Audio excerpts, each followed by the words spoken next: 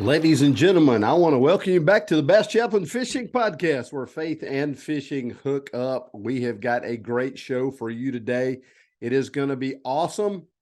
Joey Cifuentes, the reigning angler rookie of the year, two-time Elite Series winner on his rookie season, coming up next on the Basschaplain Fishing Podcast, where faith and fishing hook up.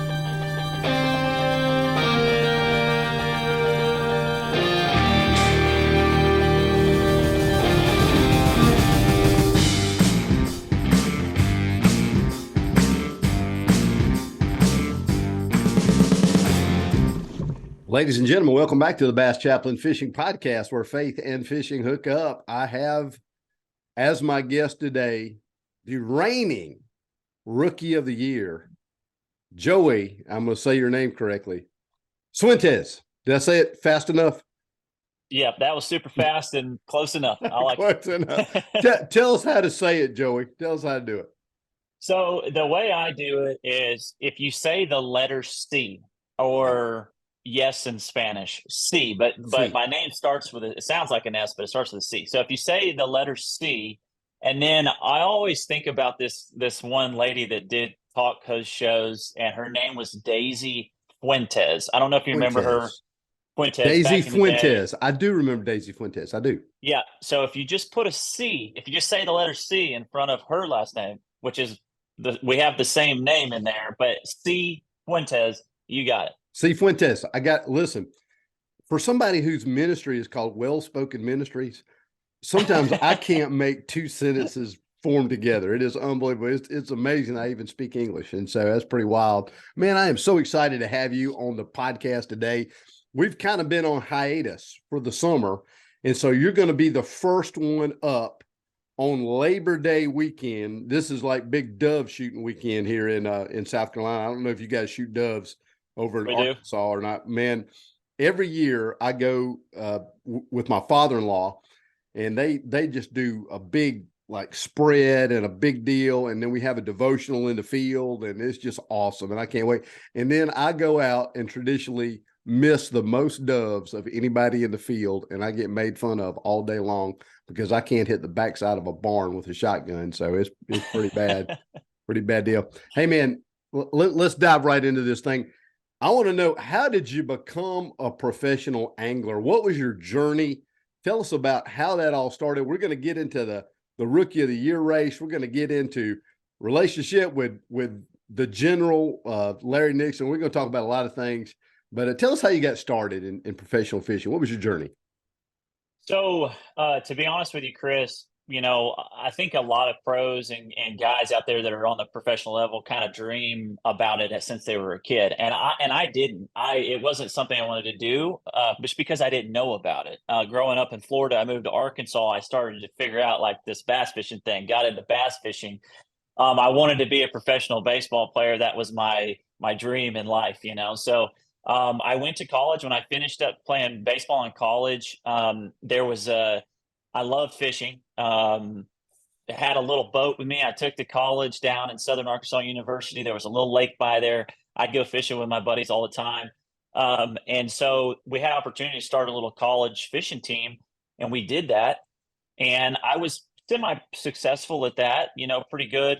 And when I got done with college, I met Larry Nixon, which we'll talk more about that later. But he really, I became friends with him, and I got in the boat as a co-angler and started fishing with him. And I won out of the back of the boat a couple times to qualify myself to get to the professional level, which was fishing on the FLW tour as a pro. So I did that for about 5 years.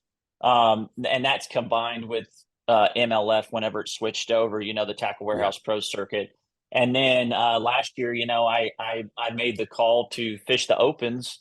I wanted to qualify. I wanted to, I felt like it was a great time in my career. I felt confidence, and I've seen these lakes now. So I wanted to try and fish the Opens and qualify for the Elite Series. And thankfully that happened and worked out. And that's how I got to, this first year on the Elite Series fishing, really on the major professional level. So I was talking with our friend Mike Mosier the other day on the dock, and he said, and we were talking about you. I was like, man, how amazing is it that this guy comes on to the Elite Series? There are guys that have been fishing the Elite Series for years, and they haven't won one tournament. And your rookie year, you win two, and you capture the rookie year. We were talking about that. He said, "Dude, you don't know the half of it." He said, "Man, he said I got a video of him where he was about to quit." Tell us a little bit about that. Tell us a little bit about how that happened. Yeah, you know, we hit low points. I mean, Yeah, it happens. Trying to get to, to be successful and get to the top level in professional bass fishing is hard. It is not easy. yeah, My success was pretty short, and I got to where I am in a really kind of a short fashion. But there were times, I'm starting a family of, kids, and just all kinds of things money, we need to have money to do this and that, and my wife's working, and we just hit those low points there where I didn't really know if this was going to be, something that I could sustain and provide for my family. And so yeah, I got to that point where, some of those, I can't remember exactly kind of where that was, that low point, but I think it was kind of towards the end, right when before I decided to fish the opens. That the year before that, I think I was just not doing the best. The MLF, kind of the tournament I was fishing, kind of started getting promoted down, so I right, wasn't fishing technically as like on one of the major tours. Um, it's expensive. I was making checks and doing pretty good, but it's like I said, and you don't have, big sponsorship dollars coming in. So it's really tough to justify, I'm thinking about my family, number one. So I'm thinking like, hey, I've got to do something to provide for them for the long run. So I went off, got my real estate license. I was starting to prepare myself to put fishing aside and start, doing things, working different things to make money to provide for my family. right. And then, that year, fishing the opens and qualifying, just everything came back together. Uh, I'm going to tell you, man, me and my wife, she was planning on quitting her job too. She wasn't having the best experience in her job and wasn't happy. And so, to be honest with you, Chris, we prayed about it. And we asked God that, whatever's going to happen, it's in his hands. And I'm telling you, it's amazing when you put your faith in him, what can happen, because he just blessed us beyond belief. I know this is the route he had for us, and I think that's so important, that you put your faith in him, and he'll guide your path and open doors in your life. And it gets me really emotional because I Yeah, love it, and it's, yeah, it's awesome. But that's what happened. I don't know if man. I think You so. you man, that's awesome. You won when you won Seminole. We're down at Lake Seminole, Yeah. and you won that tournament. Tell me about the feeling that you had when you realized, Mercer says, you're the winner. What's that like, man? Just like that, take a deep breath, like, whew, I've done it. Wow. It was awesome. I mean, so in previous, like the year before, a couple years before, I'd been in little situations where I had opportunities to win tournaments, and I let them slip away, or they slipped away Yeah. for whatever reason. And I think those things happen for a reason, but it was really good to just finish something. Like, I had the lead going in there and get it done. I felt like I had a chance to win at this moment in my career this year. I just felt really confident. I thought, hey, I can do this. I was really staying positive. But when I got that, it just was a huge weight off the shoulders, Chris. Like, okay, I've done it. I can do it. I can fish on the Bassmaster Elite Series and win a tournament. Like, I've proven, to myself Yeah. and everybody that I could do it. I could be a champion. And so yeah, it's just a big weight off the shoulders, man. And It then was it was you great. went on and won another one. I remember I talked to you probably, you said, "Hey, I'm gonna need a place to stay because I made the top 10, and if you know anywhere, and I was trying to look around and stuff like that, and you seemed really confident that you were going to be there in the top 10, and then you went on and won the second one. That's amazing. Your first year, I've never seen. Mercer said it. He said this is the greatest rookie class that we've ever seen in Bassmaster history. It blew my mind. It blew my mind. You won 2 tournaments, and now you're a 2-time champion your first year, and then you get down to the rookie of the year race. Okay. And you're down there, and how was that? Tell us about that. That was kind of a pressure filled deal. I mean, I know you won 2 tournaments. Okay, you're good, but I was like watching this thing like crazy. I mean, we were all just glued. Who's going to do it? Yeah. It changed so much on the St. Lawrence. It was unbelievable. Tell us about getting to hoist that trophy. Yeah.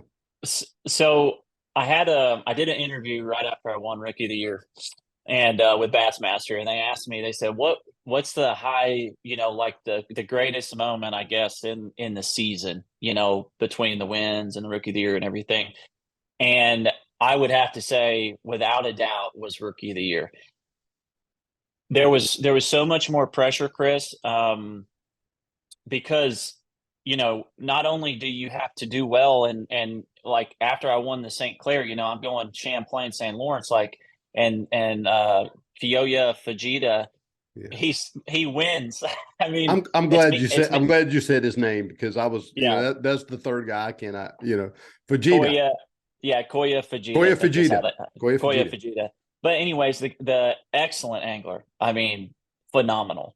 Um, but he wins. So he's putting, I mean, man, he's laying the pressure down on me. Champlain, um, I had a rough day too, but day 3 I had a really good bag, and I moved all the way up to 11th place. So okay, I've still got a little bit of cushion.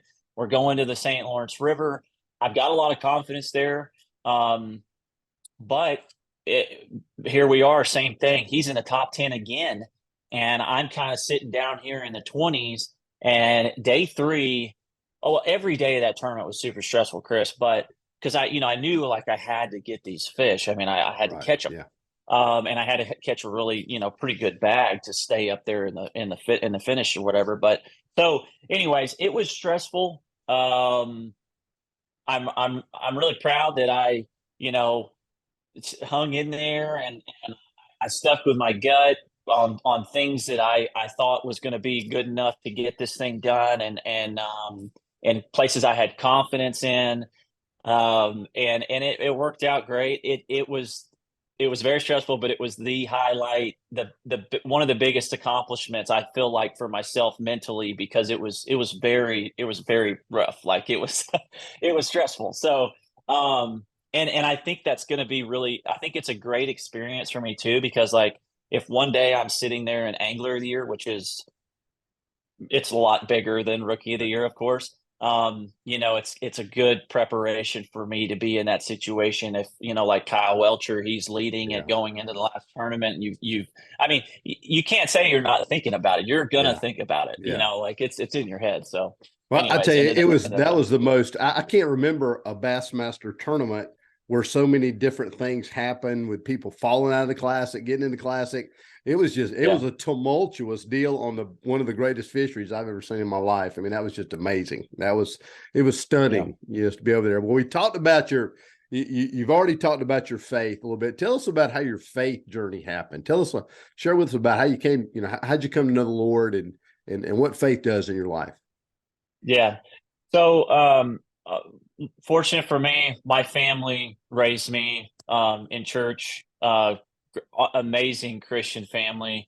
Um, I got saved when I was about 15 years old, and then I slowly kind of got real selfish, separated myself, was more focused on me, went through life, um, going, pursuing this dream of baseball and college, and all these worldly things that that Right. I was focused on instead of him.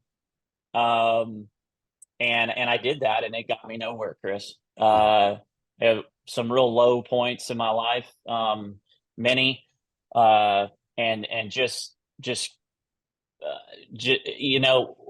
there was when I got out of college, I was still hitting, I was still out there just not living right, I mean, struggling. And I told you, we did a little, thing at a church this Yeah. year, Yeah. and Meet the pros. I Yeah. got to tell, I got to tell my testimony there.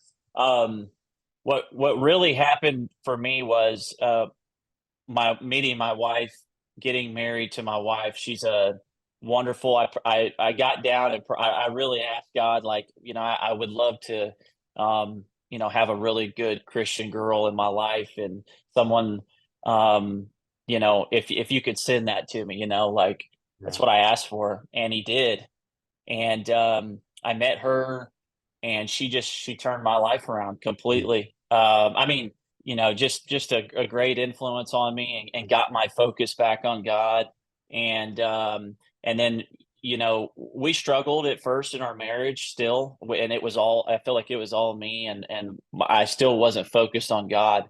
And so, I got to a point where I laid it all out there. I gave it up. I said, God, I want to, like, rededicate my life to you, and focus on you. And and it changed my life completely. 100%. We had kids. That moment when we had our first daughter. I mean, just Yeah. to think about the blessing of having, children and all that. And um, I really started to use, instead of being so selfish, I wanted to, promote Jesus, and my faith, and proclaim that, and make Him the goal, put all my faith in Him instead of myself. And man, I'm telling you, just I wear Proverbs 3:6. I know it's a Yeah. very common verse, but it's so important to me. I'm going to read it. In all your ways, acknowledge Him, and He will make your path straight. Do not be wise in your own eyes. Fear the Lord and turn away from evil. Oh, I'm sorry. I'm sorry. I read, trust in the Lord with all your heart. Do not lean on your own understanding. In all your ways, acknowledge Him, and He will make your path straight. And, so, you know, it's just, it was that moment, putting your faith, my faith, complete faith in Him. And Mm. it changed my life.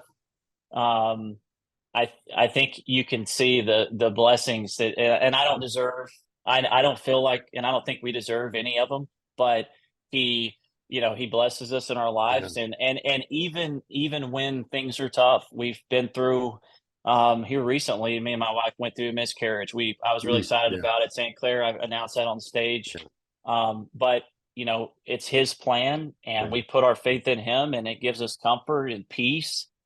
And to me, uh, that's what it's all about. Yeah.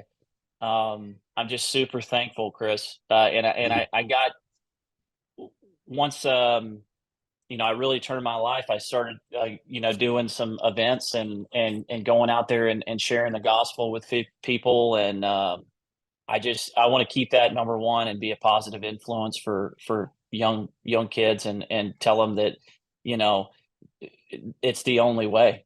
Mm. Mm. So anyways, Yeah, that's that. that's an awesome deal. Your wife did something at Champlain the best I've ever seen. She sang the national anthem, and I was just blown away. I was absolutely Yeah. blown away. I mean, it was so awesome. And you guys, your faith shows not only in your fishing, it shows, in the way you treat your family and the way you treat others. And every time I've ever asked you to do anything, if I ask you to pray, if I ask you to do whatever, you're like, yes, sir. All right, I'm doing it. I'm all over it. I'm all over it. And I appreciate Absolutely. that. I appreciate that so much. Your wife could probably be a professional singer, couldn't she? She can probably, do that. She's that good. So Yes, she is. And she kind of went off to Nashville and did some competition stuff in college, I think high school mainly. And the scene over there wasn't yeah, what she didn't like it. yeah. And so she kind of stepped away from that. But no, she's a phenomenal singer. She sings in church. I play guitar. Um, that's kind of how we another reason why we really hit it off is we're both musically inclined, and I mean, I can't sing like her, Yeah. Chris, but she could she's a wonderful songwriter. Chris, I got to tell a quick story. Yeah. When we got married, she said, okay, we're gonna write our vows. I said, okay, let's do it. I'll do it. I'll write my vows. So, typical guy, maybe 3 or 4 days before the wedding, I'm over there trying to figure out what I'm going to say the Yeah. night before. I'm trying to finish it off, before we get married. She writes a song and plays guitar and sings it for me for our vows. It's called "I Prayed for You," and it left me in tears. I mean, phenomenal. She's a phenomenal songwriter. I don't know that that's happened to a lot of folks, but she Wow. used Yeah. her talents. But it's a wonderful song. Maybe one day I'll get her to play it and sing We're it. going to have to get her at a Meet the Pros event to do that this coming Yeah, year. We're planning to yeah, do a yeah, lot more of those. Man, absolutely. Yeah. that is so awesome. What position did you play in baseball? I forgot to ask you that. I was a pitcher. Pitcher. Pitcher. Yep. Wow. Okay. Yep. Good deal. Jay Ellis was also a pitcher in college, so Oh, a lot of people don't cool. know that. That's a interesting thing. Tell me about your relationship with Larry Nixon. What is it like to have Larry Nixon be your tutor, your mentor, your partner in the FL? I mean, that's unbelievable. There's a picture on my wall right now of Larry Nixon. I've got a big montage of all my heroes, and I did this probably in 1995, I guess. I've got it up there, and he's, the general is up there. What's that like, man? What's it like to hang out with Larry Nixon? Um, Larry's just a normal guy, average guy. I mean, he's a phenomenal fisherman, done a lot in the fishing industry, but very humble, nice guy to hang around. Loves to teach. Taught me everything, a lot of things, as far as fishing techniques and the fishing industry and like that. It's really cool though, because it doesn't matter where you go. There's somebody that's a fan of fishing coming up Yeah. and talking to Larry, and you get to see that. And it's just a really humble guy, is talking to everybody and signing autographs. And I got to see that when I was first coming out. And honestly, didn't realize like how big a deal Larry is, Yeah. And so it's awesome, man. I couldn't be more thankful to have somebody like that, show me the ropes in the fishing, and so just super blessed on that. But Man, I tell you, when I was at seminary, I tell people I was supposed to be studying Hebrew, and I was reading Bassmaster magazine. I was reading about Larry Nixon and reading about Rick Clunn and reading about all those guys, reading Bass Wars and stuff like that. When I was supposed to be doing that, that just blows my mind. Just being able to be around those guys is pretty awesome deal. Pretty cool. All right. This is the absolutely. question I've got to ask that everybody's got to know. I know the answer because I've asked you this before. How does the cowboy hat stay on when you take off in the boat? I mean, I've watched you take off. I'm like, yeah, surely he's going to take this thing off. But you take off with that hat on. Is it bolted onto your head? Is it strapped on? What's the deal? How does the cowboy hat stay on? I get that question a lot, Chris. So I actually, I'll take off, so maybe some of the guys can get some pictures of me wearing it, but it's got to come off. If not, it blows off the boat. I put it right down between my legs. I cannot wear it when I'm running. It 100% just be Right. doing like Gotcha. this or Yeah. fly, Yeah. fly off my head. And then, if it's raining and stuff like that, I put it down in the box. But that's pretty much it. I can't wear it while I'm running, Chris. And So then some days it gets really windy. She's blown off my head several times, sunk. I had to get maybe 2 new hats a year because they just get abused. wow, I was wondering if you had just one special hat or whether it's like a whole box full of them or things like that. So yeah, that's a Yeah. pretty neat deal. Well, so you won the rookie of the year. How has it been? Has it been like a zoo in your life? I mean, is every podcast, every deal, every interview, and what's it been like? Yeah. I mean, I've done a lot this year because I won two Yeah. tournaments. So I don't know if people are getting tired of talking to me or not, but so you're the first one I've done since I've been back. Oh, actually, I did one yesterday while I was driving. Stopped for a little bit, but yeah, a lot of people, congratulating me and wanting to do podcast, and and that's all really good though. I mean, Yeah. this is what you want. You want to build your platform, and grow it, and this is how you do it. And I don't turn anybody down if a little podcast somewhere Yeah. anywhere Like in the America's world wants. slowest growing podcast right here. That's what our deal. We're America's slowest growing podcast. So that's it. I'm going to do it. And I enjoy it. I love talking about fishing and my faith and teaching people things about fishing. I'm going to get more involved in that because I get so many questions and messages through, every day. I try to respond to everybody. Um, so anyways, it's Yeah. really good, Chris. It's just a kind of a dream come true here. I mean, I want to continue to do well though. At the same time, I want to be competitive. I don't want to, Yeah. come in here and, um, you know, maybe not do well, but it is what it is. Yeah. I'm excited to fish the classic. We have that coming up. That's Yeah. the first time I ever seen that tournament. I absolutely just fell in love with that. I was like, wow, this is the coolest thing ever. So, Yeah. so a lot of cool things coming up in the future. Yeah. Okay. So if there's a college kid and or a high school kid and he's thinking I might try to be a professional angler. I want to be a professional angler. What would you tell them fishing wise that they need to be working on? What do they need to, what do they need to be doing as far as a fishing aspect? How do we get better? How do they get better? How do we get better? So I get this question a lot, but I get a lot of kids that ask me more about sponsors. And if you're a young man trying to, or woman trying to get up and want to be a professional fisherman, you need to focus on fishing. It's really simple. If you want to be a professional football player, baseball player, you're not going to worry about sponsors. You're going to worry about what you do, you need to perfect your craft. You need to be fishing. You need to push yourself, get in bigger tournaments. You need to obviously be fishing out of the front of the boat, and you need to be competing. And the co-angling thing was really good for me, and you could still do that with the opens. You need to travel around and see these various lakes and get comfortable and see like, oh, okay, I've heard about this, but I haven't really seen it. So now I'm comfortable with it. But fishing, fishing every day, but competing. You need to be competing in tournaments, because that's a whole different thing than just going out and fun fishing or practicing or whatever. You need to be in competition Right. tournaments and learning that, and hopefully you get into good situations where you're leading or you're in the top 10 and you have a chance to win a tournament.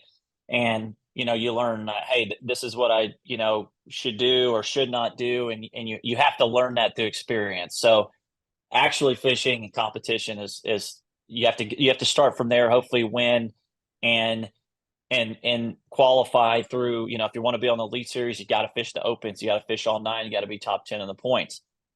If it's expensive, or maybe you don't think you can afford it, well, maybe you need to take a step back and work hard to make the money to pay for the entry fees, and save up that money out there, get it ready. And when it's time and you've got it, go for it. Mm. You have to be, you can't be afraid to fail to succeed. I say that a lot. You have to take the chance. If you don't take the chance, you're never going to know. So I think those are some real good points Man, there. that is fantastic. That is great stuff. Tell us if everybody wants to follow you, what's the best ways to follow you? Tell us a little bit about how to get in touch with you, how to follow Yes. your social media stuff. I'm on all platforms pretty much, and it's at Joey Cifuentes Fishing. If you, I know the spelling's hard, and you may not be able to do it, but you can search it, Google it, whatever, at Joey Cifuentes Fishing. I'm gonna start up in my YouTube. YouTube thing's really big with the fishing and all that. I'm gonna hire a cameraman next year to travel around with me, and I'm trying to get some more content out there and help people learn how to catch more fish. Man, that's awesome. That's great. I can't wait to see that. So you can follow Joey Oda. Joey, I want to thank you so much for being my guest, man. We wish you all the best and can't wait for next year. Planning to do a lot of meet the pros event, meet the elites. And so we're going to try to do one at every tournament next year. And I know you want to be a part of a lot of those, and we Absolutely. really appreciate what you do. Well, folks, thank you for tuning in today. If you haven't hit that like or subscribe button, go ahead and do that. And we will see you next time on the Bass Chaplain Fishing Podcast, where faith and fishing hook up.